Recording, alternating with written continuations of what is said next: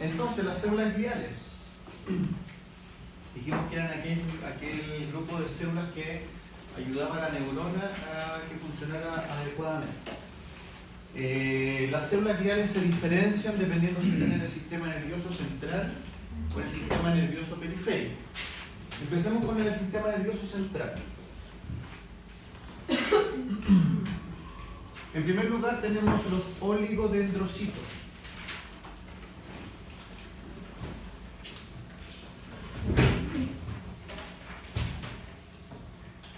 ¿Por qué se llamarán oligodendrocitos estas células?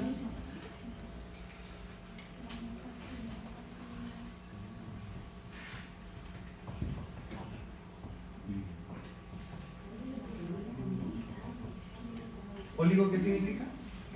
Pocos. Pocos. Porque muchos es poli. ¿Y poco qué tiene?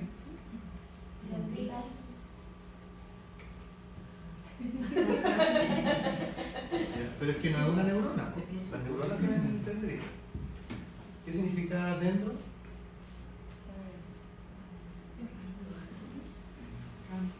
Como rama, ¿cierto? O sea, es una célula con pocas ramificaciones.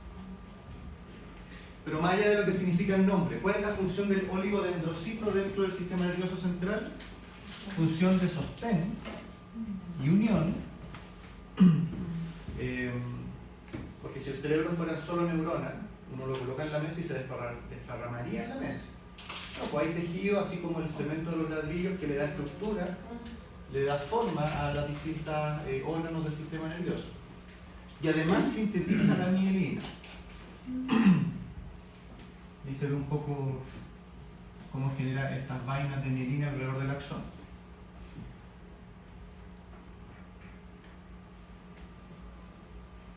Segundo, la microglía. ¿Por qué se llamará microglía?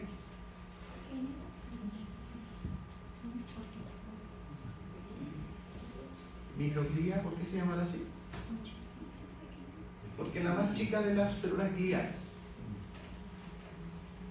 Pero más allá de lo que significa el nombre, ¿qué es lo importante? Su función se preocupa del crecimiento y regeneración de la neurona. Y además tiene funciones fagocitarias, por lo tanto es parte como del sistema inmunológico de la neurona.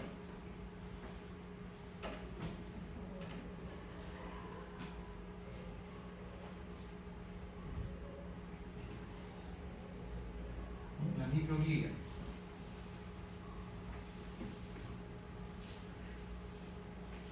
Tercero, las células ependimarias.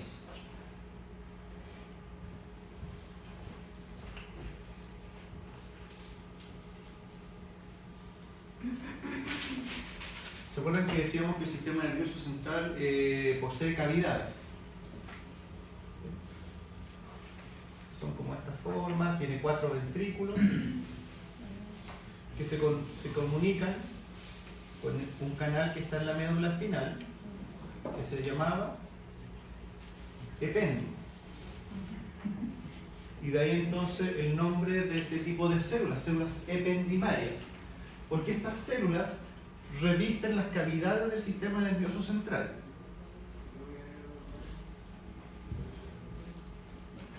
Y sintetizan el líquido cefalorraquídeo, porque esas cavidades no están llenas de aire, están llenas de líquido cefalorraquídeo. Más adelante vamos a ver cuáles son las funciones del sistema del líquido cefalorraquídeo. Entonces las células ependimarias revisten las cavidades, los ventrículos cerebrales, el canal ependimario, y además sintetizan el líquido cefalorraquídeo que rellena precisamente estas cavidades. No sé si rellena la palabra, pero no se me ocurre.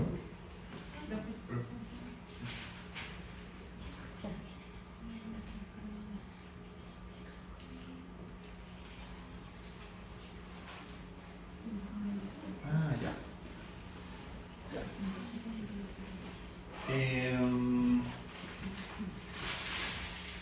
Que no sé si lo hablamos acá, no le hago, pero bueno. Sí. ¿Cuáles son los pero veamos los líquidos cefalorraquídeos, ¿ya? para que no desviar. ¿La neurona y los requisitos funcionan como en conjunto? Sí, solo que vamos a ver de que o sea, más que en conjunto, sí, todas estas células están, por ejemplo, aquí se ve otro axón, están rodeando al sistema neuronal. Todos están simultáneamente. Ah.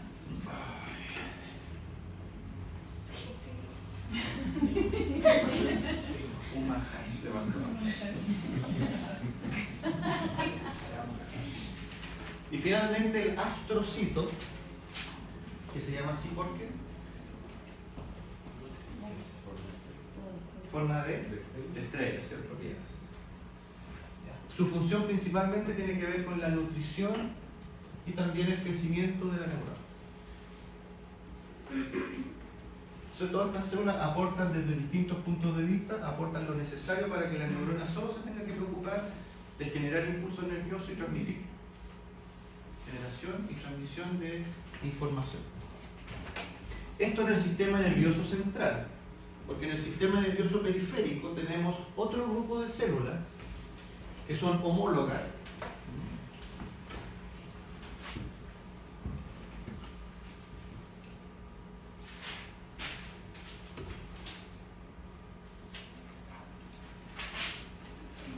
En el colegio nos enseñan sí, órganos homólogos y análogos.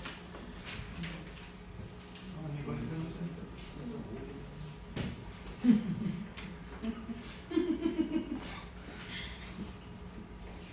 Qué triste son, no hay ese. Cuando digo que son células homólogas, ¿qué es lo que estoy diciendo en realidad? ¿Iguales en qué? Misma función, aunque son diferentes células, diferentes estructuras. Porque cuando tienen la misma estructura pero diferentes funciones, no.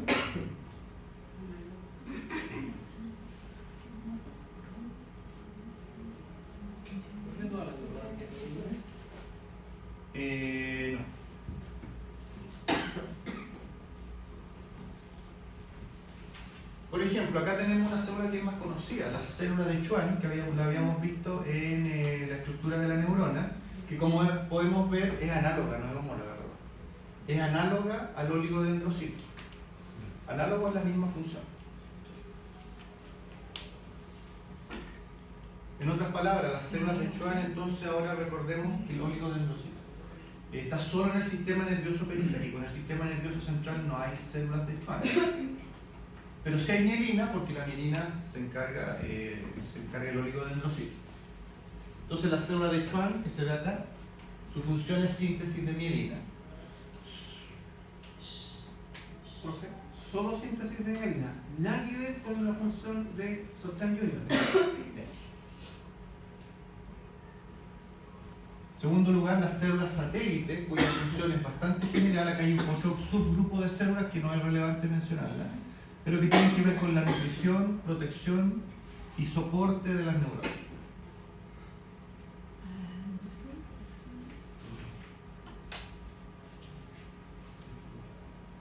No hay que olvidar que si nosotros comparáramos en términos de complejidad estructural al sistema nervioso central y el periférico, el central lejos tiene mucha mayor complejidad. Primero porque cumple funciones mucho más elaboradas y porque el sistema nervioso periférico finalmente es solo transmisor de información. Finalmente, un ejemplo, las células de Miller, que lo vamos a ver después en órganos sensitivos, están específicamente en la retina y que ayudan a la recepción del impulso lumínico y la transformación en impulso eléctrico. Lo vamos a ver más adelante. Sí, y solo en la retina. Lo mencionábamos siempre cuando se dibuja la estructura del sistema nervioso, siempre aparecen los ojos pegados. Y uno dice, bueno, pero los ojos son parte del sistema nervioso. Se considera que sí.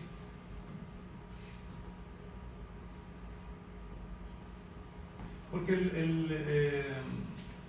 el ojo solo sirve para ver imágenes. Para ver.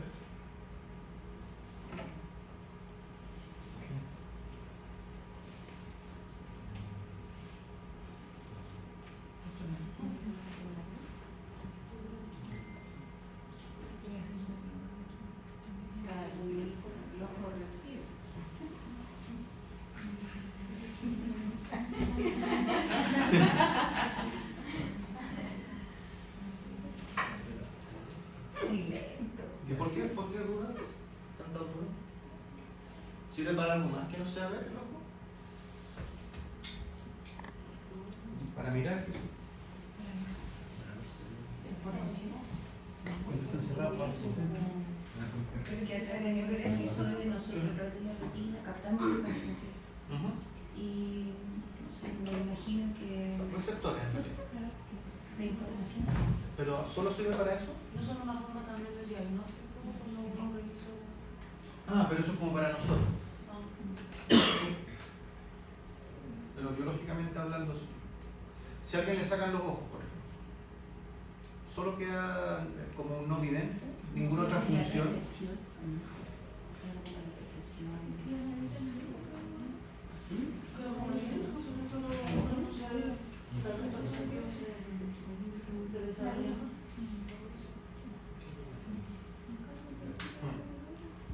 Tarea. Son ¿Son para eso?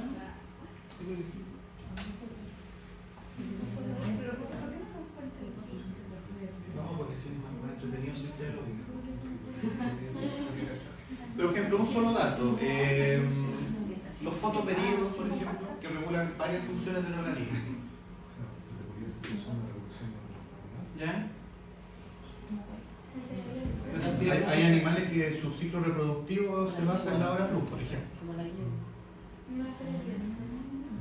Pero siguen siendo solo receptores. ¿Mm? Siguen siendo solo receptores. ¿Y dónde están esos receptores?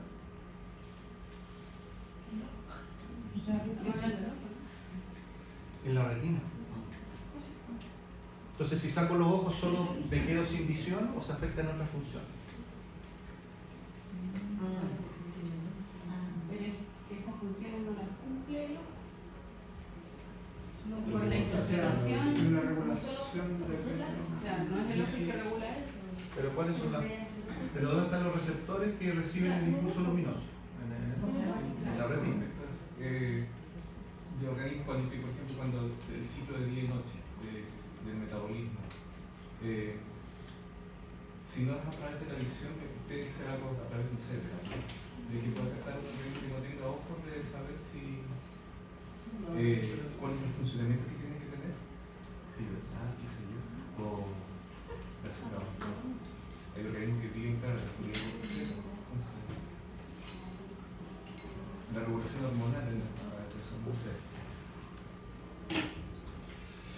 Por ejemplo, los ciclos circadianos. ¿Saben lo que son los ciclos circadianos? Circadianos.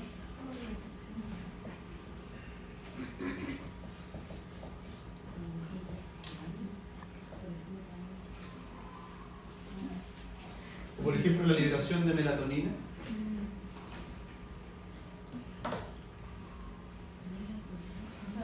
La melatonina es la que ayuda como a conciliar el sueño. Entre otras cosas, sí. Sí, también es un importante estimulador de la hormona del crecimiento. Por eso, tarea. Y lo conversamos en la otra clase. Para no, en el fondo, para no detener. Segunda tarea. Todo viene del colegio.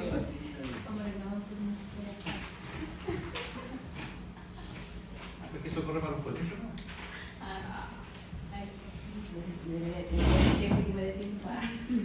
No, pero esto es muy breve. Meninges. Meninge en realidad significa membrana.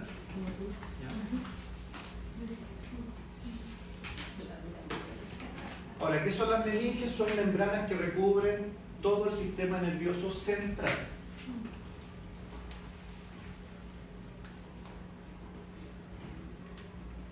Solo está en el sistema nervioso central.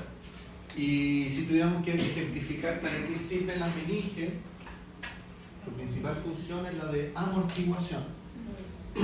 Porque pensemos que el sistema nervioso está contenido dentro de una estructura ósea que es el cráneo y la columna vertebral. Cualquier traumatismo implicaría que el tejido nervioso impactaría directamente con el tejido óseo, ¿sí? Si no existiera algún tejido membranoso que, recuerden, lo vamos a ver a continuación, que no son solo membranas, sino que hay espacio entre estas membranas en las cuales se encuentra líquido cefalorraquídeo. Por lo tanto, una de las principales funciones de las meninges es de protección, pero como de amortiguación. Porque son membranas muy delgadas. Una aguja. ¿De todas las meninges o solamente la aracnoidea hay líquido cefalorraquídeo? Ahí lo vamos a ver. En ambos, si hay 3 meninges, vamos a ver que son 3 meninges, hay 2 espacios. ¿Sí? El subdural y el subaracnoideo. Vamos a ver a continuación y va a quedar mucho más claro. Es como el airbag del sistema nervioso central. ¿Sí? Está ahí precisamente para poder amortiguar todos estos daños, pero no solamente sirve para eso. Lo vamos a ver a continuación. Salud. Aquí tenemos en orden, o sea, aquí partimos de la piel, el cráneo, por ejemplo. Piel, periósteo, hueso. Y claramente, luego del hueso vienen inmediatamente las meninges y el sistema nervioso más abajo. Tenemos 3 tipos de meninges: la pía madre, la aracnoides y la dura madre. Empecemos de la más externa. Se llama dura madre porque es la más gruesa. No sé si se llama así, pero es la más gruesa y es la más dura, la más resistente. Y está en contacto estrecho con el tejido óseo.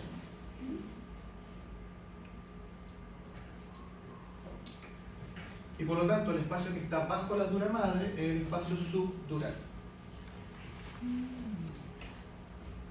Muy estrecho y con escasa cantidad de líquido cefalorraquídeo.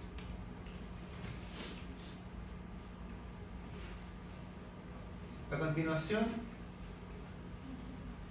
la aracnoides, que recibe ese nombre porque Los vasos sanguíneos en forma de araña, ¿no? ¿sí? Tiene el aspecto como de araña o de telaraña. Por eso cuando uno va a zamarrear al niño, está el líquido mira, qué cefalorraquídeo buena. rompe los vasos. Qué buena, sí. ¿Resuelve eso para el vaso? Claro, lo que estamos haciendo es... ¿Cómo? No, yo no lo hago. Tengo 3 vivos. ¿Tiene qué? Tengo 3 hijos y están vivos. Tengo paciencia. Pero dan ganas de hacer. Y claro, ahí lo que tenemos es eso se llama el síndrome del bebé sacudido, sí. Estamos haciendo que el sistema nervioso impacte y choque contra esta jaula de hueso, esta jaula ósea. Y por lo tanto genera ruptura. ¿Es al chocar o que el líquido rompe vasos y genera un daño? No, es el impacto. Ah, De hecho, es lo que se menciona cuando alguien choca en un vehículo. El mayor daño se produce porque todo el tejido pasa de, no sé, 100 kilómetros por hora a 0 en menos de un segundo. Entonces hay un movimiento interno, hay un impacto de estructura, ruptura de vasos sanguíneos, que es importante. En este caso lo que estamos haciendo entonces es ruptura de los vasos sanguíneos que están no solamente en las meninges, sino que dentro del mismo sistema nervioso. Ahora, tiene gran cantidad de vasos sanguíneos, pero que principalmente atraviesan la aracnoides, porque todas van dirigidas a la capa más interna, que es la pía madre. Lo vamos a ver a continuación. Por lo tanto, bajo la aracnoides está el espacio subaracnoideo.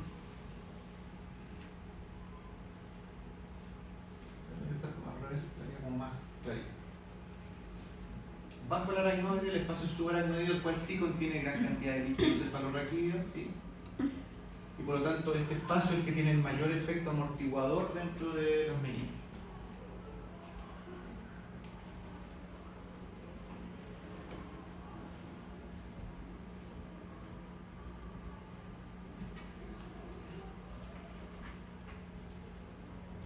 Y por lo tanto, ya la capa más interna, y que está en estrecho contacto con el sistema nervioso, es la pía madre, la cual es muy delgada y muy vascularizada.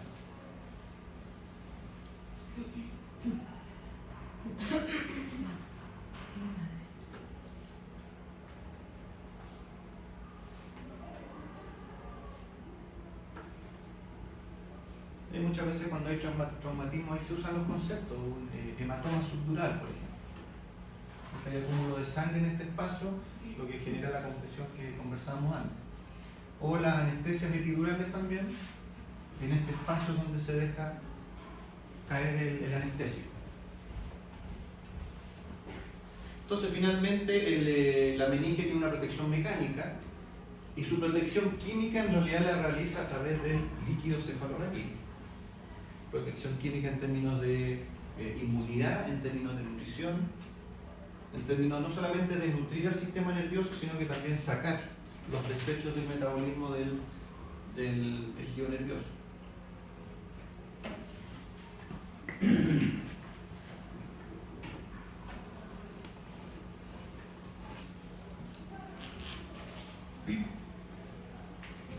El líquido cefalorraquídeo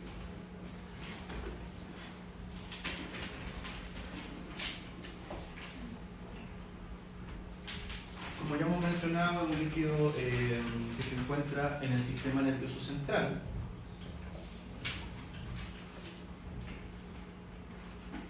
Ahí podemos ver con más detalle en qué lugares se encuentra, no solamente en los ventrículos cerebrales y el canal ependimario, sino que, como vimos recién, principalmente en el espacio subaracnoideo.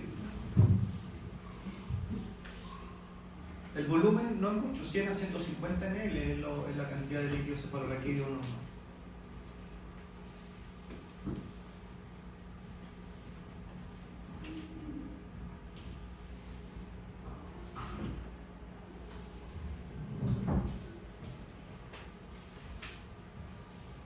Entonces, recordemos un poco y recapitulemos cuáles son las funciones. En primer lugar, actúa como amortiguador y protege de traumatismo al sistema nervioso central, ¿no? Lo que habíamos ya mencionado.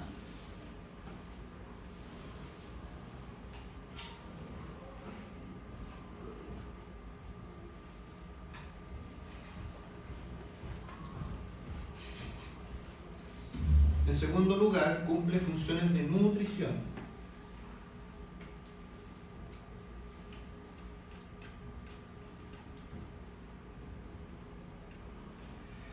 Y recordemos que siempre que hablamos, si tiene funciones de nutrición, de entregar nutrientes, es porque también puede tener la función de extraer los desechos del metabolismo. Por lo tanto, también elimina metabolitos, residuos del metabolismo del sistema nervioso central.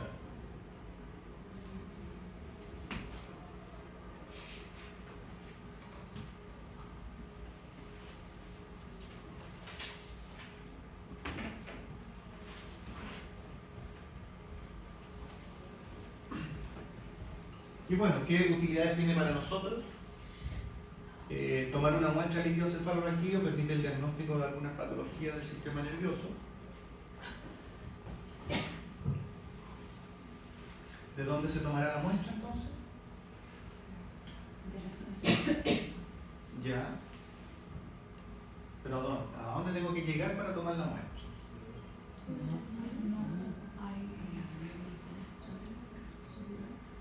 A la médula espinal, pero vamos al detalle, al espacio subaracnoide. Como mencionábamos antes, que está es donde se encuentra el mayor volumen de líquido cefalorraquídeo.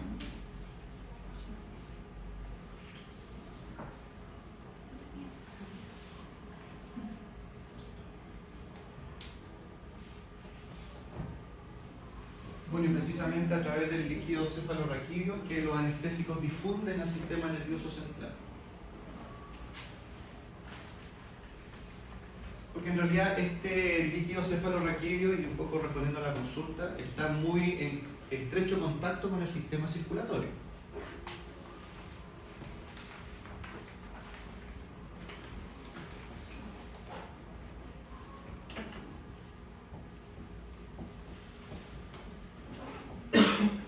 Los plexos coroideos son ciertos vasos sanguíneos capilares que se encuentran rodeando las cavidades, especialmente los ventrículos del encéfalo. Y por lo tanto es en esa zona donde existe un contacto entre el líquido cefalorraquídeo y el sistema circulatorio. Porque uno dice ya, a ver, el líquido cefalorraquídeo puede nutrir en parte al sistema nervioso central, pero esos nutrientes ¿de dónde los sacan? Del sistema circulatorio. Y si puede sacar desechos del metabolismo del sistema nervioso central, ¿a quién se los entrega? Al sistema circulatorio. Y eso en términos funcionales es lo que se llama la barrera hematoencefálica.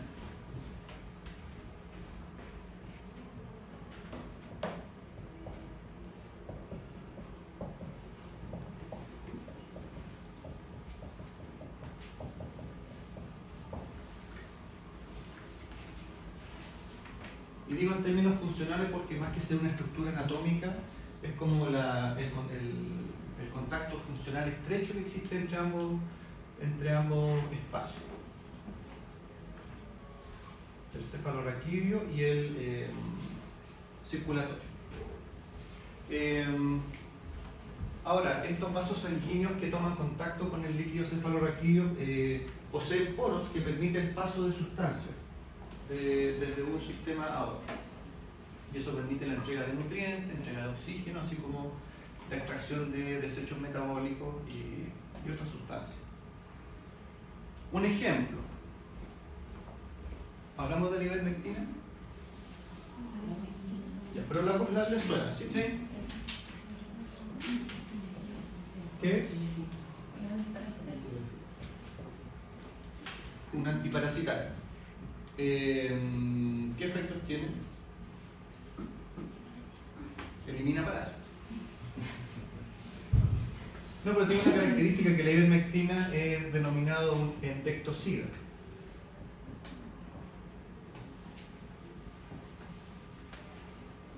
Es decir, sida que mata lo de adentro y lo de afuera, endo y ecto. Es decir, potencialmente puede eliminar endoparásitos y ectoparásitos, pero en general se utiliza mucho más para eliminar ectoparásitos, ¿sí? Y para algunas patologías cutáneas también, mediadas por parásitos. Bueno.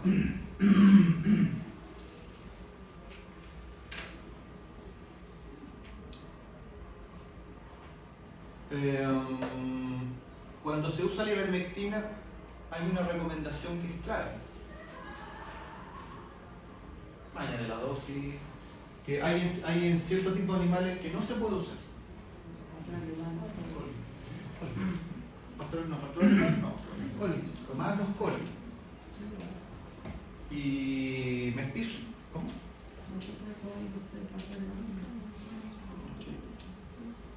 Yo le creo. Porque puede ahora el pastor alemán le pase lo mismo. La pregunta es, ¿por qué en ellos no se puede utilizar? ¿Perdón?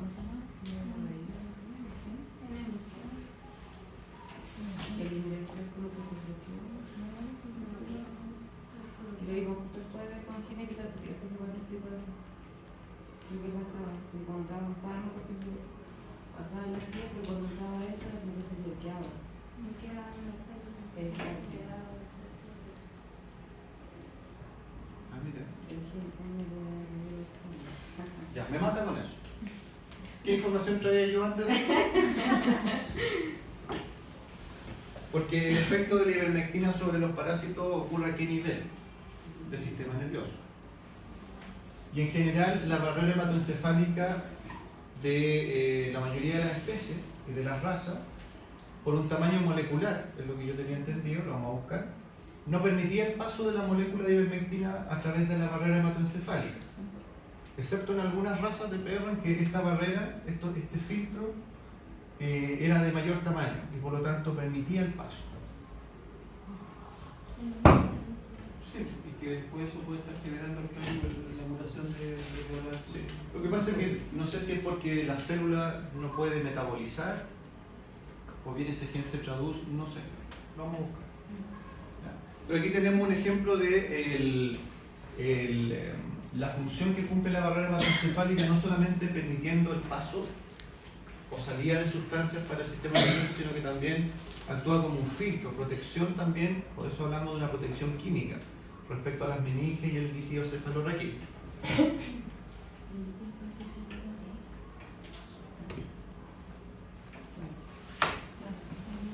Ya. Si un poco miramos este esquema, que es el esquema general del sistema nervioso, ¿de qué nos hemos encargado de conversar hasta ahora? Principalmente de esta parte. ¿Sí? Todo lo que tiene que ver el sistema nervioso periférico, el sistema autónomo cuando vimos sistema simpático y parasimpático, y luego la porción somática cuando vimos contracción muscular. Pero hablemos un poco ahora de el sistema nervioso central. ¿Cuáles son las funciones? Y siempre cuando hablamos del sistema nervioso central decimos lo que pasa es que ahí es donde ocurren las principales funciones, donde se generan las principales respuestas o se elaboran las principales respuestas frente a los estímulos del medio ambiente. Porque el sistema nervioso periférico finalmente lo único que hace es transmitir información y generar efectos.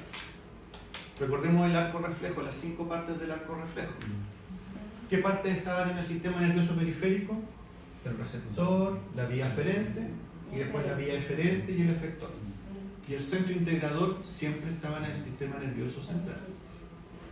Y nuestro sistema nervioso central, en ese sentido, donde se generan, donde se regulan, donde se controlan las principales funciones, están principalmente en el encéfalo. ¿Y de qué está compuesto el encéfalo?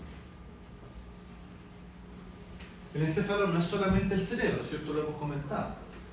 Tenemos principalmente 3 órganos importantes. El cerebro, ¿sí? El tronco encefálico y el cerebelo.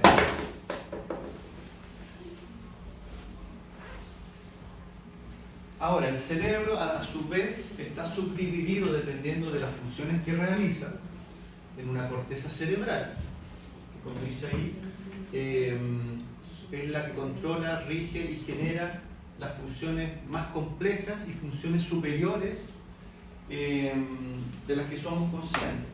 Ahí hablamos de razonamiento, hablamos de esta conciencia de nuestro propio cuerpo, de la generación del lenguaje, por ejemplo,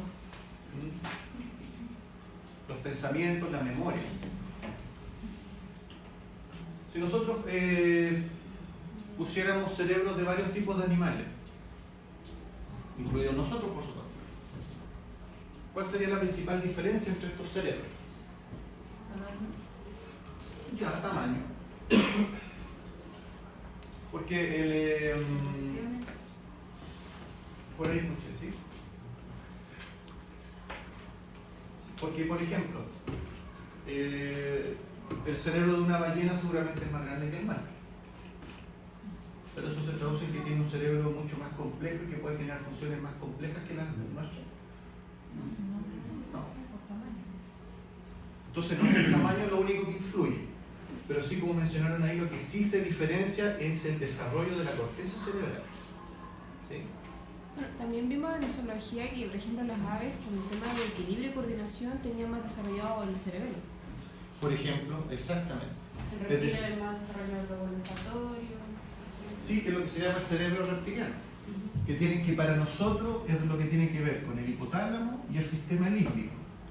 Ahí nosotros podríamos hablar en términos muy generales de que el cerebro está formado por un cerebro primitivo, donde rigen todas las emociones, los instintos, la regulación de las funciones básicas como regular la temperatura, la presión sanguínea, todo lo que hace que el organismo pueda vivir y sobrevivir en un ambiente determinado. Y sobre este cerebro primitivo es donde se empieza a desarrollar la corteza cerebral, que se le llama la neocorteza, que dependiendo de las funciones y habilidades de cada tipo de animal se ha ido desarrollando cada vez más. Entonces cuando, por ejemplo, mencionan que, no sé, que uno de los animales más inteligentes es, no sé, el delfín, lo hacen principalmente viendo el desarrollo de su corteza cerebral, lo cual tiene que traducirse en la posibilidad de desarrollar y evolucionar funciones mucho más elaboradas. Entre comillas, eso es lo que nos hace superiores, digamos. Porque ¿están de acuerdo ustedes que el ser humano es la especie superior sobre el planeta?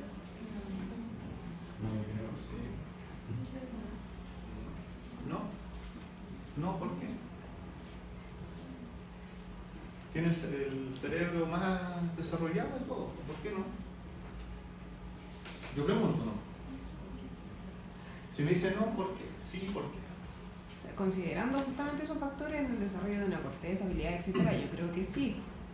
Pero también eso, la gente puede tender a pensar que es la más importante. Quizás ahí está la discordia de que no. ¿Puede tener que ver con el porcentaje de acceso que tenemos a nuestro cerebro? Porque entiendo que el delfín utiliza un mayor porcentaje del cerebro que el ser humano. ¿Cuánto ocupa el ser humano más o menos? Alrededor del 5%. Un poquito más. Hay algunos que ocupan menos, sí, depende. Pero es como 15, 20, pero yo también he visto algunas entrevistas a neurólogos que en realidad eso es como un mito, en realidad se ocupa todo el cerebro. Es discutible, pero entonces ustedes consideran que no somos la especie superior en la Tierra. Pero si de lo que es capaz el ser humano de construir, de proteger, de... ¿Por qué no? Pero eso es a corto plazo. Con la ayuda de tecnología. Eso es a corto plazo, a largo plazo nos estamos destruyendo. Estamos destruyendo nuestro hábitat.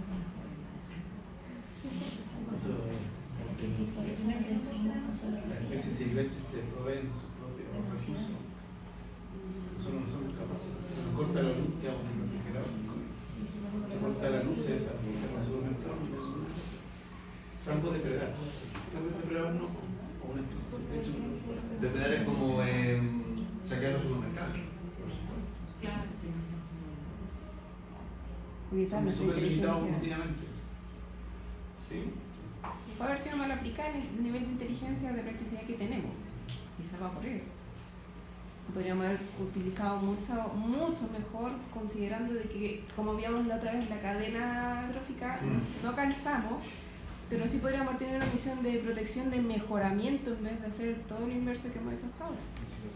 O sea, yo estoy de acuerdo en que la Tierra sin el ser humano estaría súper. Sí, yo estoy de acuerdo. Pero, en mi opinión personal en todo caso, yo creo que sí somos la especie superior, la más evolucionada. Que no sepamos cómo usar esa inteligencia es otra cosa. Que aparezcan estos pensamientos de codicia, de querer tener, es otra cosa. Pero si analizamos al ser humano así, un escaneo así de sus capacidades, es la superior lejos. O sea, si el ser humano se corta la luz y se vuelve loco, es un tema cultural porque lo han acostumbrado a vivir dependiendo de la luz. Pero el ser humano vivió millones de años, no millones. No sé cuántos, pero un tiempo más corto. Sí, no millones.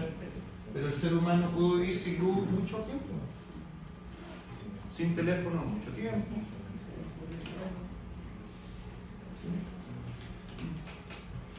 Bueno, pero en términos biológicos, el que tiene la corteza cerebral más desarrollada de todos los animales es el ser humano. Si cada uno con su corteza cerebral ya es... Sí. ¿Que estamos metiendo las patas? Estamos metiendo las patas. O al revés, los humanos somos animales, ¿cómo era la palabra? No importa, somos animales humanos. Sí. La cantidad de censura también tiene que ver con el nivel de inteligencia. ¿Saben que sí? Se postulaba que el nivel de primero el desarrollo de los hemisferios y de las circunvoluciones y de las cisuras, mientras más profundas eran, en realidad mientras más profundas tengan estas divisiones, hay más tejido en el fondo.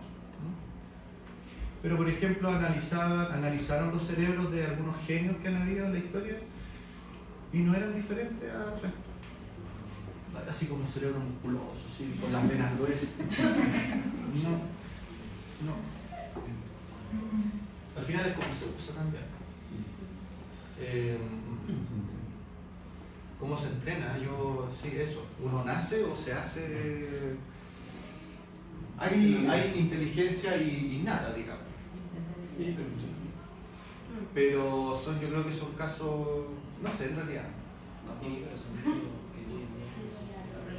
Sí, no, o sea, existen, o sea, me olvido, ¿quién fue el que hizo su primera sinfonía a los 6, 7 años? Mozart o Beethoven, no me acuerdo. Mozart. O sea, algo viene, a propósito de las vidas pasadas, algo viene de algún lado, no sé.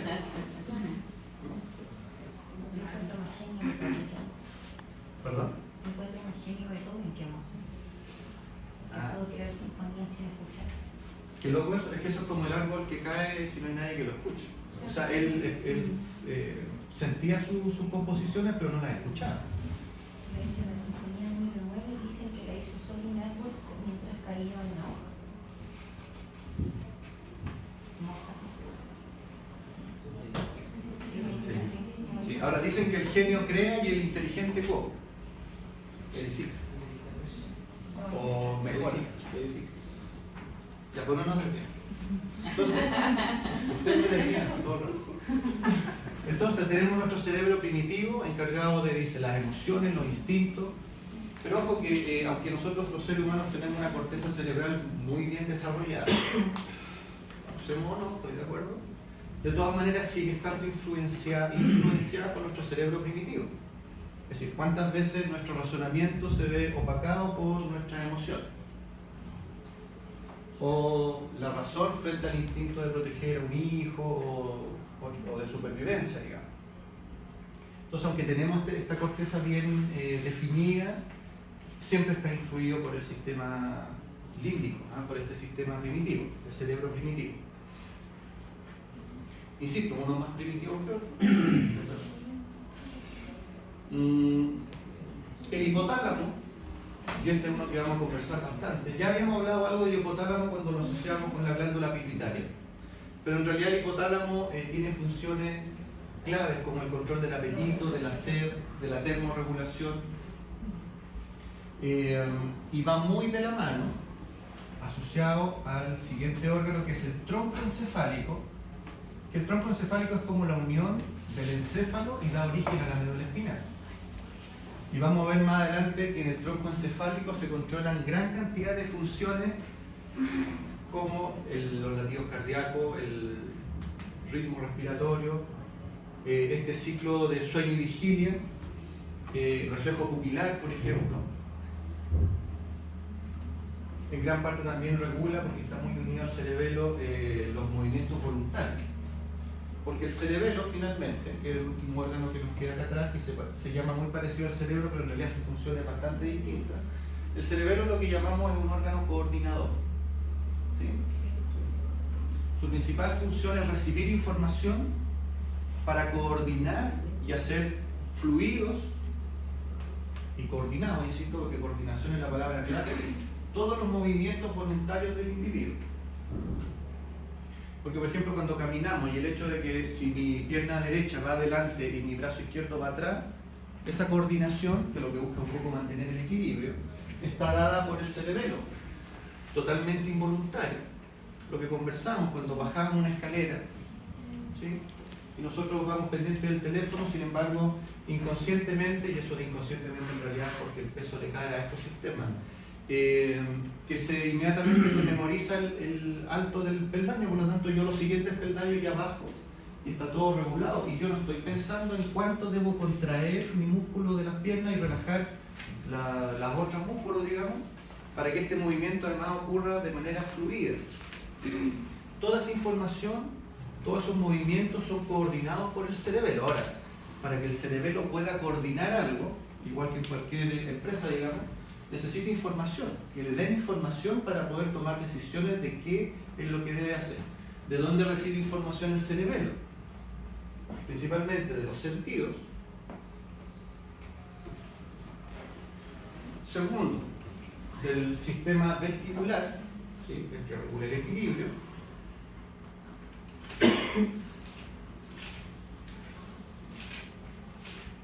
Y de los propios sectores.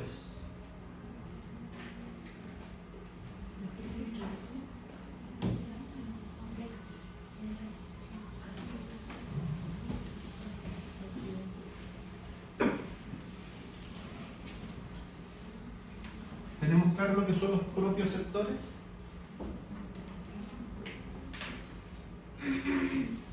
La propiocepción.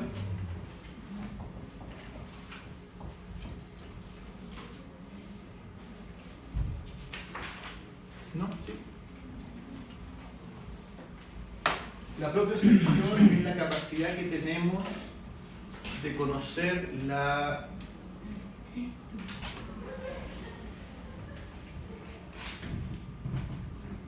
disposición de nuestro cuerpo en el espacio.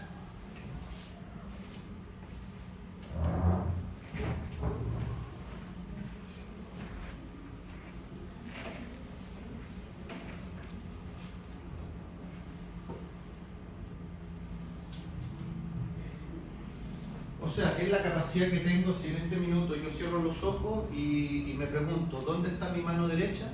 Sé que la tengo dentro del bolsillo. O si me pregunto, ¿dónde está mi pierna izquierda? Sé que está más atrás de la derecha y no estoy mirando. ¿Cómo puedo saberlo si no estoy mirando? Es decir, alguien le está entregando información a mi sistema nervioso que no tiene que ver con los órganos de los sentidos. Esa información la entregan los propios sectores. Le entregan información al sistema nervioso sobre la ubicación principalmente de nuestras extremidades. Por lo tanto, ¿dónde tendrán que estar ubicados esos receptores? No en todos lados.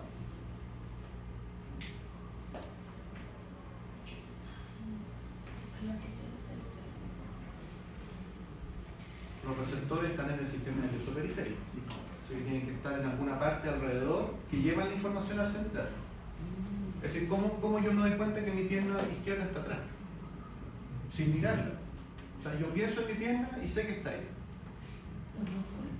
Que algo en músculos, tendones, ligamentos, articulación. Ahí están como los sensores. Y no en piel. No en piel. ¿Por qué en piel? A ver, ¿por qué asocias a la piel? Porque la sensación, por ejemplo, la sensación de frío en mi pie izquierdo. Por eso. Detecta, te das cuenta que tienes frío. Sí. Pero ¿dónde está tu pie izquierdo en relación a tu, podríamos llamarlo, frente a tu eje longitudinal? O a tu eje, ¿cómo se llama? De gravedad, tu centro de gravedad. No pasa por receptores de frío, de calor. Si tú además dices, y ese pie que está sintiendo frío, ¿dónde está en este minuto? Claro, primero detectaste dónde está el pie izquierdo, por eso. Claro. Esto está muy relacionado, ¿han escuchado el síndrome del miembro fantasma? Sí. Que ocurre después de las amputaciones. En que se sigue sintiendo como que el miembro estuviera ahí. El miembro amputado. Y eso es porque existe cierta memoria en los propios sectores, porque los propios sectores son receptores unidos a neuronas sensitivas, es decir, la propiocepción es una sensación. ¿Sí? Y por lo tanto, como hay memoria en esa información, si yo cierro los ojos, puedo imaginar que está mi pierna ahí. Sin embargo, está amputada. Y eso se asocia también en casos más complicados a dolor o otro tipo de sensaciones en ese miembro amputado. Entonces, para que el cerebelo, claramente entonces una información muy importante para el cerebelo, saber en qué minuto, cada segundo, dónde está ubicada y cómo se están moviendo mis articulaciones. Y qué músculos se están contrayendo y cuáles relajando. Está el concepto de músculo agonista y antagonista, ¿cierto? Para que un movimiento se realice, tiene que haber un músculo que se relaje mientras que el antagonista se contrae. Bueno, los propios sectores de los músculos permiten de que o contraigo uno o relajo el otro. Por eso el cerebelo, su función es de coordinar, integrar información y tomar decisiones. En realidad decir segundo a segundo me quedo corto. Milisegundo a milisegundo que yo estoy mandando información y nuestro sistema nervioso está disparando miles de impulsos eléctricos para que uno pueda caminar así de manera muy natural sin siquiera tener que preocuparse de caminar o de mantenerse en la postura que corresponde. Ahí es donde aparece entonces el sistema vestibular. ¿Dónde se ubica el sistema vestibular? Entendiendo el comúnmente llamado sistema, el centro del equilibrio. ¿Dónde se ubica? ¿Perdón? Oído medio. Perdón, Oído medio. oído medio, ya. ¿Sí?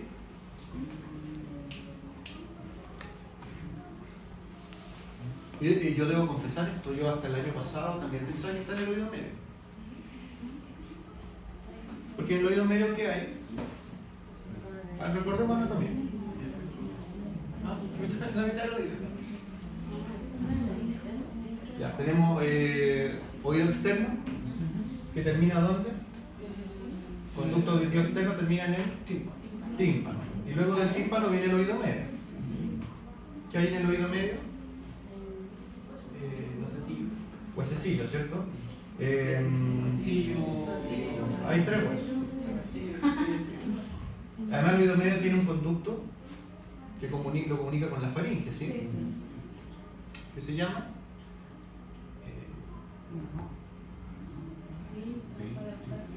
Sí, trompa de Eustaquio. ¿Y dónde está el sistema vestibular acá? Está más adentro, está en el oído interno. Adentro tenemos un caracol, por eso se llama cóclea. Y además acá tenemos los canales semicirculares.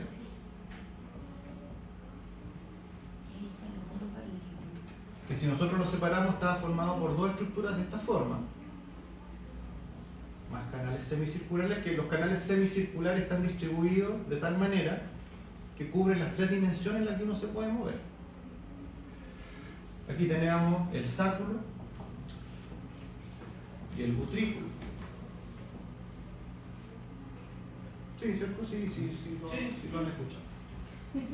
Bueno, ya. Pero no pienso.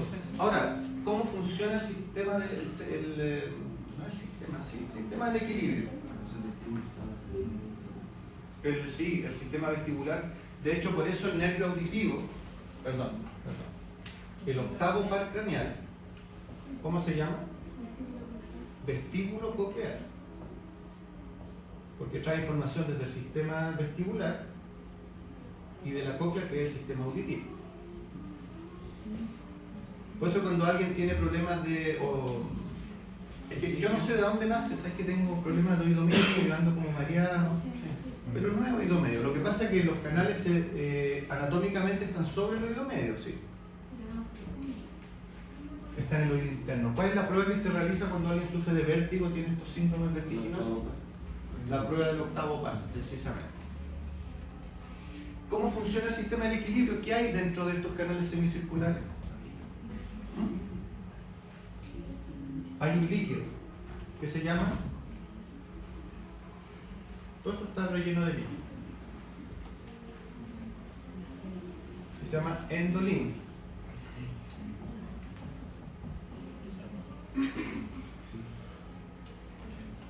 Y suspendida en esta endolinfa, ¿qué es lo que hay?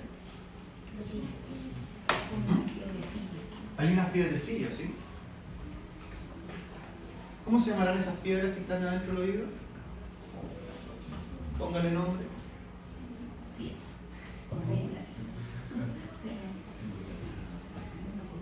Piedras en el oído, ¿cómo se llamarán?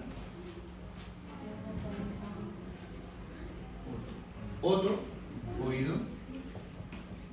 Y piedra, libro. Los otolitos son piedras que están, piedrecillas en realidad, que están suspendidas en esta endolinfa. ¿Ya? Ahora, en las paredes de los canales semicirculares y del sáculo y el utrículo hay receptores nerviosos. De esos tipos de receptores que con el contacto descargan información. Y por lo tanto, en lo que se basa en esto es en la fuerza de gravedad.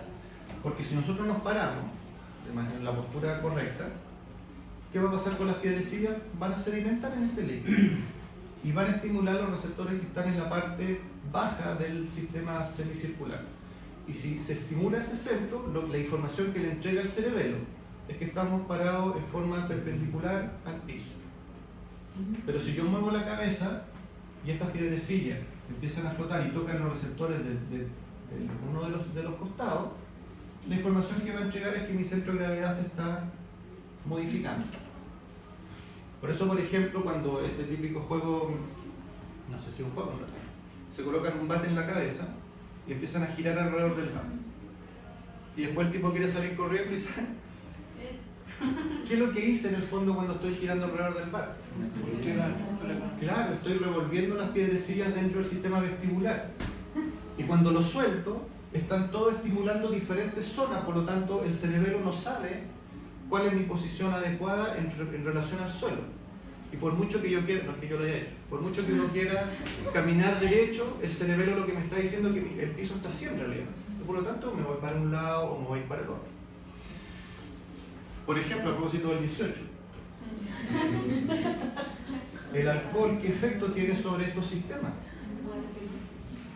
Primero puede distorsionar la información de los sentidos, porque ahí el alcohol lo que hace no afecta a los órganos que reciben la información, afecta la manera en que se interpreta la información. En el fondo, si tenemos un cerebelo borracho, por mucho que le llegue información adecuada, no va a poder integrarla y coordinarla de manera correcta. Por lo tanto, la información cambia de un lado, cambia, después lo que yo he visto, cambia de un lado, cambia para otro. Y si ya el alcohol afecta la zona de tronco encefálico, sueño-vigilia, puede caer inconsciente. No, yo no tomo. Así que yo solo lo he estudiado. Por lo tanto, finalmente el cerebelo. De hecho, si uno buscara, podríamos buscar para que lo piensen. ¿Cómo se llama cuando se pierde la coordinación? Ataxia, ¿cierto? ¿Qué significa la palabra ataxia? Ataxia es movimiento, sí. Claro, sin un movimiento claro, definido. Si nosotros buscáramos, por ejemplo, ataxia cerebrosa. Pero profe, ¿sería sin movimiento claro o sin movimiento? No. Es que eso literalmente es sin movimiento, pero en el fondo es descoordinación de los movimientos. Eso es la ataxia. Sí, perdón.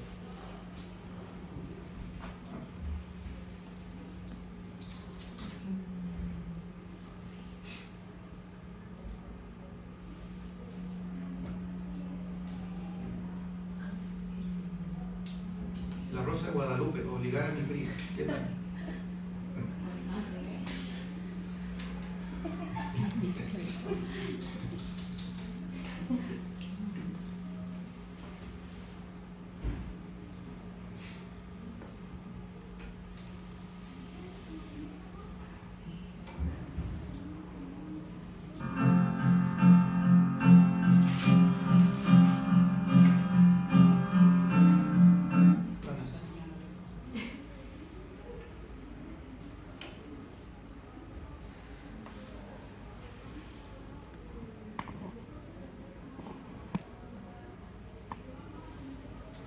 De hecho, por ejemplo, si yo quisiera caminar sobre esta línea, ahí se va a hacer la prueba de fijarse en los conductores, por lo que he visto.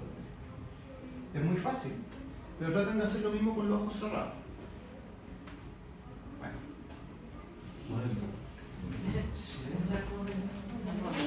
Y solo para mostrar cómo los órganos de los sentidos entregan información también al sistema. Ojos cerrados y caminar sobre la línea.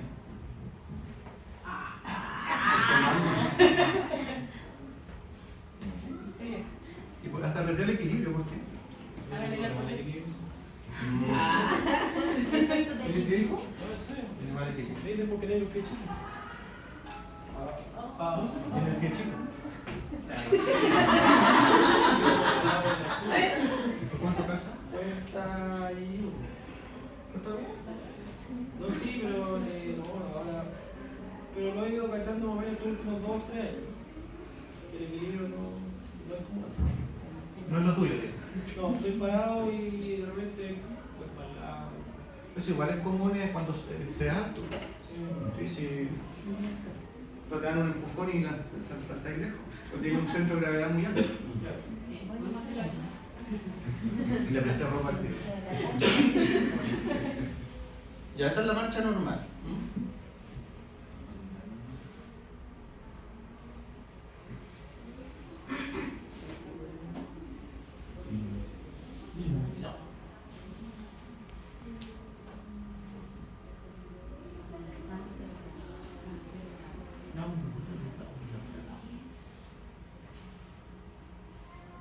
La capacidad de controlar la amplitud de los movimientos. La amplitud de los movimientos. Así que cuando camina con los pies así, también tiene que ver con el cerebelo.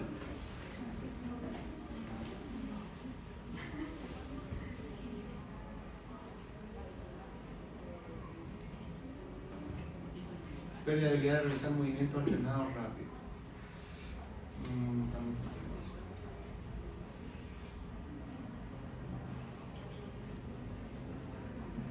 Y eso solamente en la postura, en estación.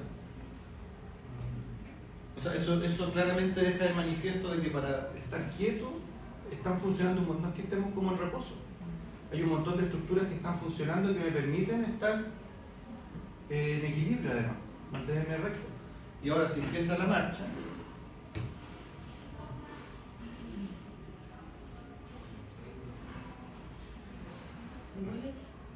Igualito Julio.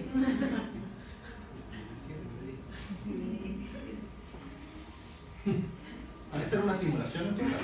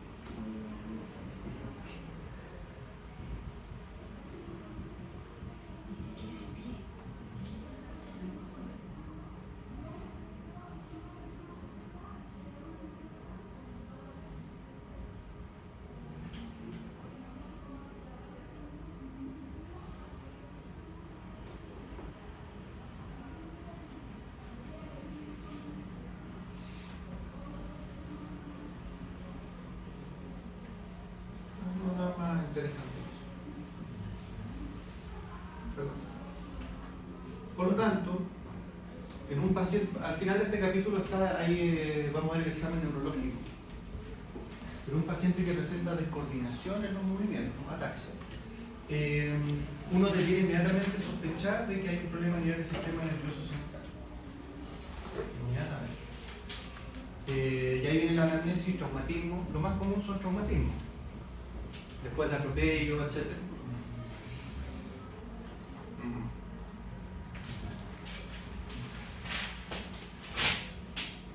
Entonces, en resumen, bueno, y la médula espinal, que finalmente es parte del sistema nervioso central, pero su función es principalmente llevar y traer toda la información que proviene del sistema nervioso periférico. Sensaciones y efectos. Profe, al final el orden del equilibrio dice que ya el centro de equilibrio está en el sistema nervioso central. ¿Por qué no llega al sistema? No, en realidad lo que tenemos acá, cuando yo les menciono que hay terminaciones nerviosas, son receptores. Por lo tanto, es parte del sistema nervioso periférico.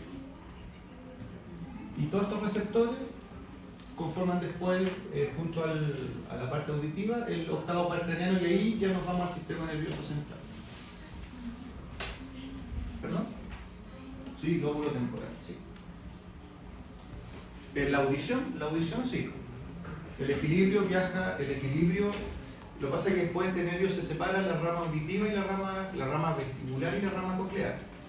Y el otro viaja más a nivel del sistema nervioso cerebelo y troncoencefálico. Y el otro viaja cuando hablamos de áreas visuales, áreas auditivas, por ejemplo, eso es corteza cerebral. Eso lo vamos a ver después, en los sentidos. En realidad hoy día como que nos fuimos, son las 11:20. Un sueño. Ya, un poquitito más. Recordemos este ejemplo porque lo que vamos a empezar a ver ahora son cómo se controlan los reflejos, pero ya dándole una característica y un nombre más claro. Reflejo respiratorio, reflejo cardíaco, reflejo pupilar. Pero ¿por qué colocamos esto? Porque todo lo vamos a ir estudiando con esta misma estructura. ¿Dónde está el receptor que trae la información? ¿Por cuál vía? Aquí ya le vamos a colocar un nombre. Si el receptor lumínico, segundo par craneano, que es el nervio óptico, por ejemplo. Centro integrador, área visual de la corteza cerebral. Vamos a ir dándole nombre, pero siempre la estructura va a ser la misma, ¿de acuerdo? Ahora, si bien es cierto que los reflejos se definen como respuestas voluntarias y rápidas ante situaciones de riesgo, porque es un mecanismo de defensa, no hay que olvidar de que la evaluación de los reflejos es una importante herramienta para poder evaluar el funcionamiento del sistema nervioso, una herramienta para nosotros. Ahí está como la típica imagen del reflejo que más se busca. Más que se busca, como que más se utiliza o se muestra como ejemplo, que es el reflejo rotuliano o patelar. Que en realidad lo que se golpea no es la rótula, sino que se golpea el tendón rotuliano. ¿Por qué? Porque ¿dónde están los propios sectores? Tendones, músculos, ¿sí? No están en los huesos. Al final los huesos no se mueven. Los huesos están estáticos, es la estructura nada más. Y por lo tanto lo que tenemos acá, ¿cierto? Es músculo, un receptor, propioceptor. Recuerden que la propiocepción es una sensación, por lo tanto son receptores, propioceptores. Vía aferente llevan información, como es involuntario, porque el golpe involuntariamente se extiende la pierna, solamente se genera a nivel de médula espinal, no participa la voluntad en este reflejo. Inmediatamente el músculo efector va hacia el músculo que va a permitir, al contraerse el cuádriceps, se va a extender la pierna. ¿Okay? Esto lo vamos a ver después con más detalle, porque los reflejos son... La principal gracia de los reflejos es que, conociendo las vías aferentes y eferentes que participan en cada reflejo, si mi reflejo está ausente, disminuido o aumentado, si conozco las vías aferentes y eferentes, sé dónde puedo buscar la lesión entonces. Ahí es donde empiezo a escarbar y tratar de encontrar dónde está el problema.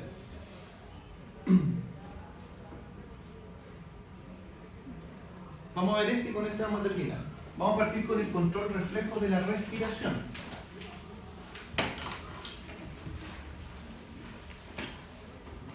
Porque un reflejo son movimientos involuntarios. ¿Sí? Y ya que es un reflejo, lo primero que tenemos que preguntarnos los receptores de este arco reflejo de la respiración. ¿Qué es lo que me dirán? ¿Qué es lo que le interesa saber al centro respiratorio para poder saber cómo debe funcionar? Si hay oxígeno no hay sangre. Ya, es decir, tenemos receptores, en este caso son quimiorreceptores porque detectan concentraciones de sustancias químicas, por ejemplo como el oxígeno.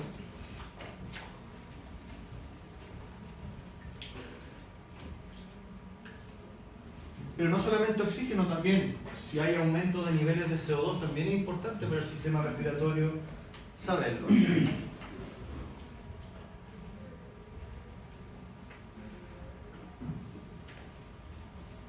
También hay receptores en la caja torácica que mide el grado de distensión pulmonar.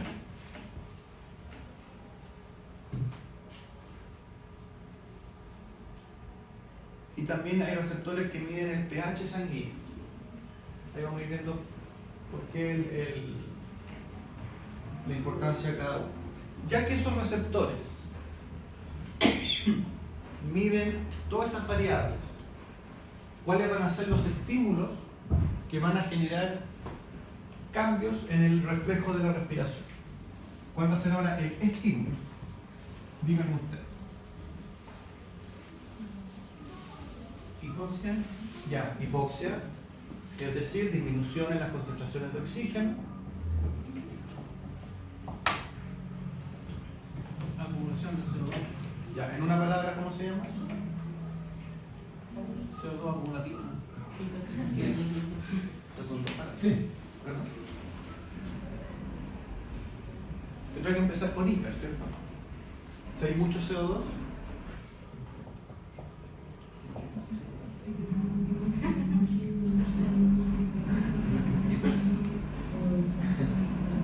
Hipercapnia. Aumento de CO2, de dióxido de carbono. Pero capnia es... Sí, se utiliza para el dióxido de carbono, sí. Aumento de... CO2. ¿Por qué no le cuadra más? ¿A qué le suena otra cosa? Me suena más a falta ventilatoria. Ya. Más que a... O sea, por una materia en algún minuto vista de sintomatología de bueno, respiratorio. Sí. Ya, pero una falla ventilatoria, ¿en qué se va a traducir?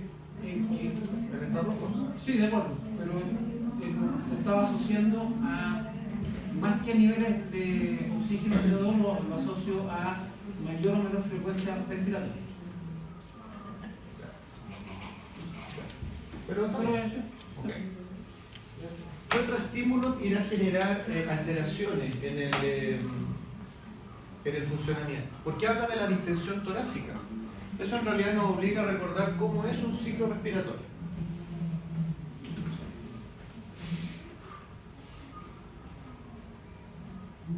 Primero, consta de dos fases.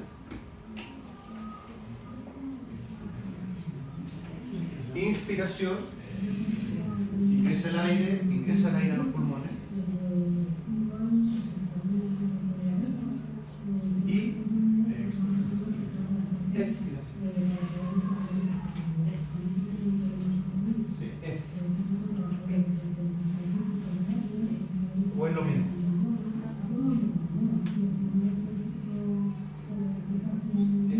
Expiración.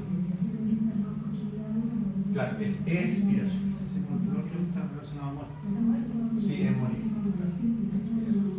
Que si la expiración es la última expiración que alguien. Ahora, importante, la fase inspiratoria es activa y la fase expiratoria es pasiva.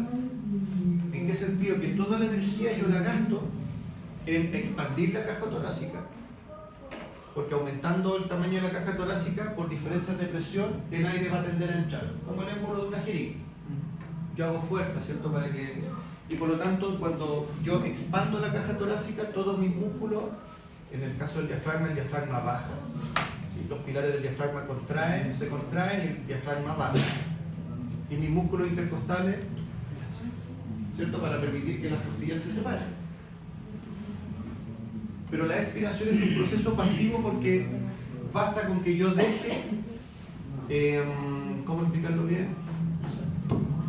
Suelte la musculatura del tórax y en forma natural el tórax va a volver a su tamaño normal. Y por lo tanto el aire por presión va a tender a salir.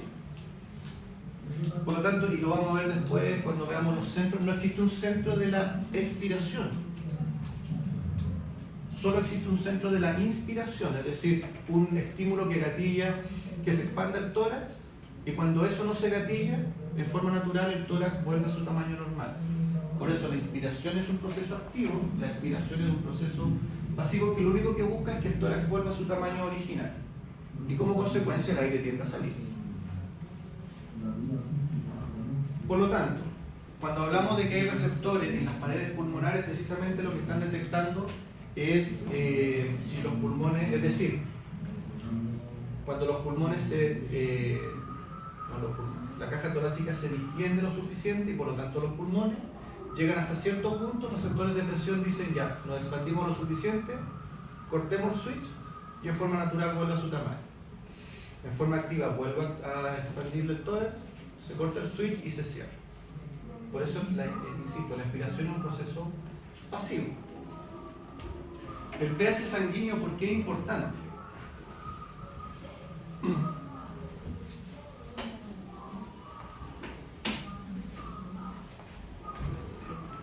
Porque el pH sanguíneo depende en gran parte de las concentraciones de CO2 y oxígeno que hayan en circulación.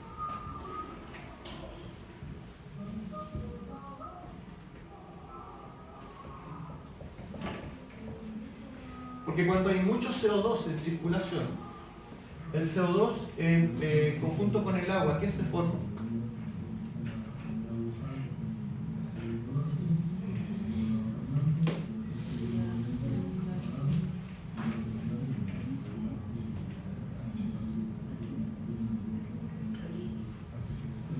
Si empieza con H2 es un ácido, sí. Ácido carbónico. Por lo tanto, un exceso de CO2 en circulación va a generar mayor cantidad de ácido carbónico, lo que va a generar un ácido metabólico.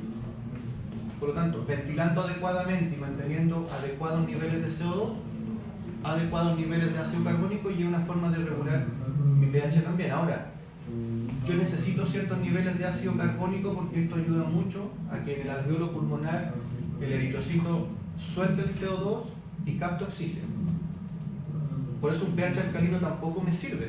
Necesito un pH neutro, que es el que hay en la sangre. 7, 7,1, por ahí, neutro, ¿de acuerdo?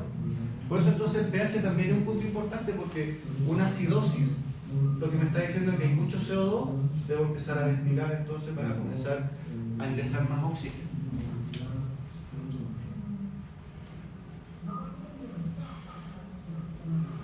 ¿Dónde están ubicados los receptores? Estamos en el arco reflejo, 5 partes. Los receptores, ¿dónde se ubican?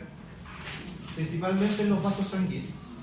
Ahí miden los niveles de oxígeno y de CO2 de primera fuente, pH sanguíneo de primera fuente. La distensión pulmonar, obviamente, y torácica está en la caja torácica. De hecho, alguna vez, no voy a decir los hombres nomás porque me van a decir que soy... Pero jugaban a saltar a los arcos de fútbol así y columpiar. No había celular, no había... Uno saltaba al arco, sí, y a veces pasaba el arco y caía de espalda. ¿Alguien se cayó de espalda alguna vez? ¿Qué pasa cuando uno cae de espalda en forma brusca? Pero fíjense que el dolor no es como lo más importante.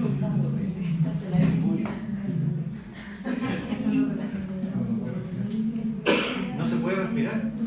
Uno por mucho que haga esfuerzo por respirar no puede. Porque lo que ocurre en esos casos es que hay un estímulo potente a los receptores que están en las paredes de la caja torácica. Y por lo tanto llega una información en que los músculos quedan en la fase de expiración, de inspiración. ¿A alguien le ha pasado? No, y no se puede respirar. Y es desesperante, les digo esto. Eso me pasa un poquito con patines. Por ejemplo, Con patines me pasó. caer de espalda, sí. Y generalmente es de espalda, no es de frente. Bueno. ¿En qué vasos sanguíneos? Siempre están en vasos sanguíneos arteriales. Recuerden que si nosotros como veterinarios queremos medir la concentración de gases, de oxígeno, CO2, ¿de dónde tomo la muestra? Si quiero medir gases arteriales, CO2 y oxígeno. Primero, ¿de qué vasos sanguíneos tomo la muestra?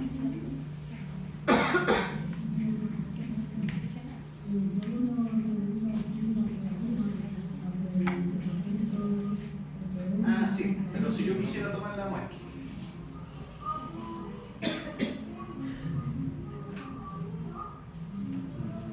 De hecho, la prueba se llama medición de gases arteriales.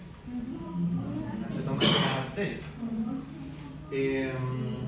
Principalmente porque eso me está mostrando cuál es la oxigenación de la sangre que viene desde los pulmones. Si yo lo tomara de la sangre venosa, tendría niveles de oxígeno muy bajos, de CO2 muy altos. ¿Y de qué vaso sanguíneo se toma específicamente? Porque el gran problema de las arterias es que son todas profundas.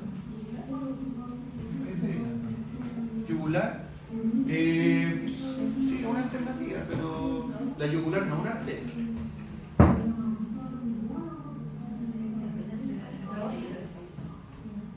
¿Ah? La aorta.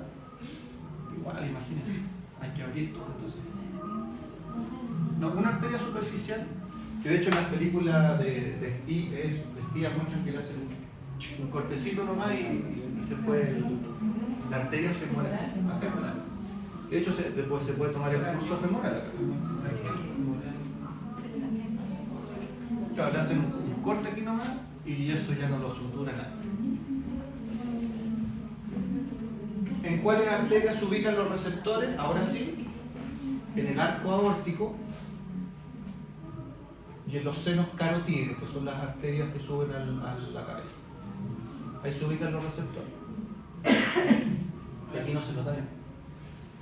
Pero en las carótidas y en la aorta. Es decir, es sangre que viene saliendo del corazón. Y por lo tanto viene de los pulmones. Está muy bien hecho esto.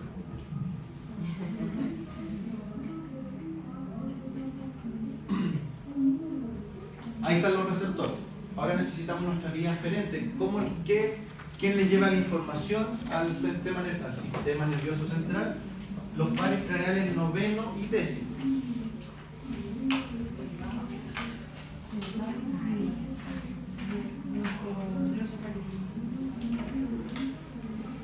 Recuerden,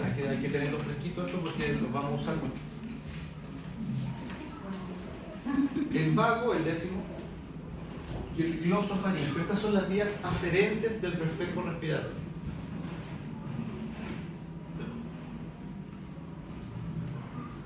Centro integrador. ¿Dónde va a estar el centro integrador? ¿Dónde está el centro de la respiración? En el tronco encefálico. En el tronco encefálico entonces está nuestro centro respiratorio, el cual está formado de 4 áreas. O sea, hay 4 áreas que regulan distintos variables de la respiración. Por ejemplo,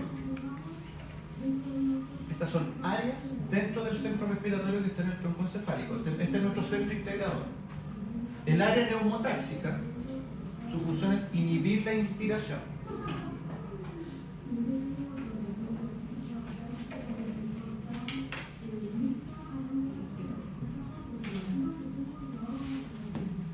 Y el área apnéusica estimula la inspiración. Como decíamos hace un rato entonces, nuestro centro respiratorio lo que hace es cuando gatillar la inspiración, proceso activo, y cuando ya llegamos a una distensión pulmonar tal, se inhibe la inspiración y vuelve al tamaño original. La expiración entonces es pasiva. La expiración no es más que volver la caja torácica a su tamaño original. Lo que de pasada expulsa el aire. Apnéusica, ¿qué significa apnéusico? O apnea en realidad.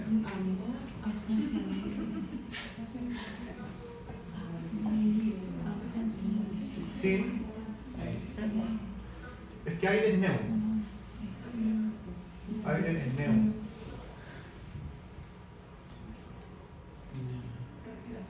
Respiración. Por eso la taquipnea es respiración acelerada o bradipnea es respiración más lenta. Entonces, claro, cuando se detecta, entre comillas, una apnea, se estimula la inspiración. O sea, no estoy respirando, vamos, respiro. Inspiro. ¿Okay? Tercera área, área de la inspiración, su función es regular la frecuencia respiratoria.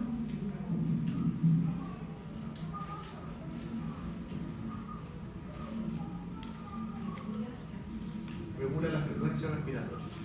Y la va a regular en términos de si es el sistema simpático o parasimpático el que está ejerciendo más efecto.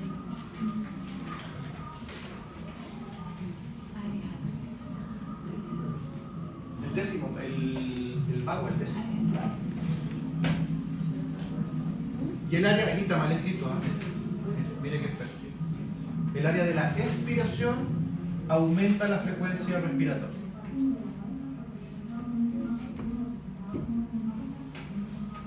Por lo tanto, como podemos ver, no hay nadie que controle la expiración porque la expiración es una cosa que ocurre de manera muy natural luego de la inspiración. Solo me preocupo de expandir el tórax y qué tan rápido quiero generar esta frecuencia. Entonces, el centro integrador ya tomó la decisión, dependiendo de la información que le llegue, no sé. El receptor detecta hipercapnia, altos niveles de CO2, seguramente se va a estimular el área que aumenta la frecuencia respiratoria. Todo depende de la información que llegue, son las áreas que se van a gatillar. Pero esa información tiene que llegar al efector. ¿Cuál es la vía eferente? El nervio freno, el cual inerva principalmente al diafragma y a los músculos intercostales. La vía eferente entonces es el nervio freno. Hay uno a cada lado del tórax.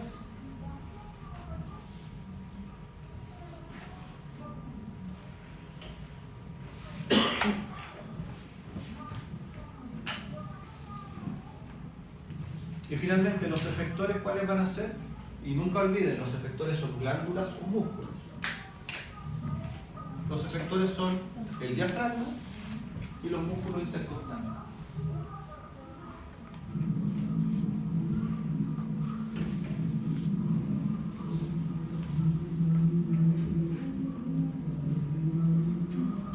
nuestras 5 partes, siempre recordar las 5 partes, a la hora de estudiar también. ¿Cuál es el efector? ¿Cuál es el receptor? Y de esa manera nosotros vamos recordando. Y finalmente, con esto terminamos. ¿Qué es el hipo? Reflejo el diafragma, ¿no?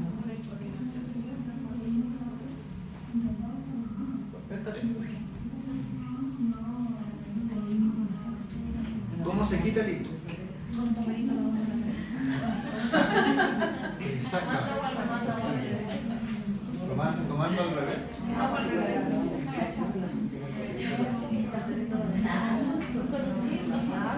Yo el 18 vi gente tomando de cabeza y no estaba bonito.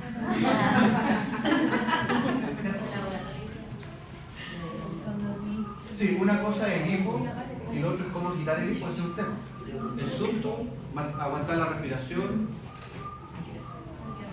Aguantar la respiración suena como bien lógico en el sentido de que si aguanto la respiración dejo que los nervios frénicos reposen porque no reciben el estímulo del centro respiratorio. Como reinicio. Sí, es como reiniciar el nervio frénico porque finalmente el hipo son contracciones involuntarias del diafragma por descarga inusuales del nervio frénico. El nervio frénico es el que pega chispazo y me contrae el diafragma de manera que en algunos casos es muy frecuente y muy doloroso en ocasiones. Ya, chicos. ¿Y por qué lo asocian a los niños cuando la digo que está creciendo y cosas así? ¿Lo he escuchado como en un libro? ¿A los niños les da hipo porque están creciendo? Sí. Como cuando Cuando mi madre. No, pero por ejemplo, tomar líquido frío da hipo.